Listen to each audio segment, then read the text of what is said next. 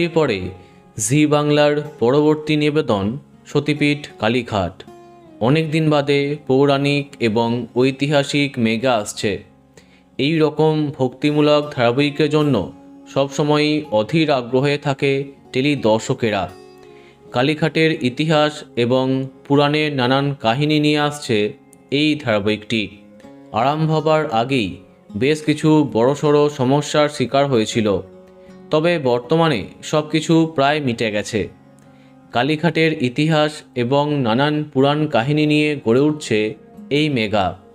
কিন্তু এই মেগার কাস্টিং সম্পর্কে এখনও কোনো আপডেট ছিল না টেলি দর্শকের কাছে। বিশেষ করে প্রধান চরিত্রে কারা থাকছেন।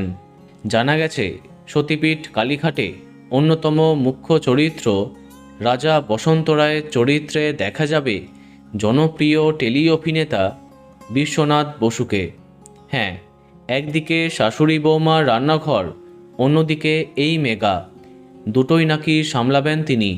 16 শতকের মধ্যভাগে যশোরের রাজা প্রতাপাদিত্যের কাকা রাজা বসন্ত রায় কালীঘাটের প্রথম মন্দিরটি নির্মাণ করেছিলেন।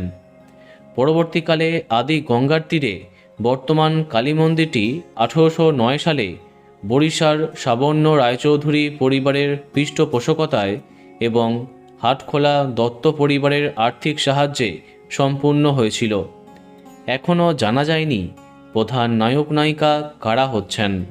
শোনা যাচ্ছে কালী চরিত্রে নতুন এক অভিনেত্রীকে কনফার্ম করেছে কর্তৃপক্ষ, তবে সব কিছু এখনও সামনে আসেনি।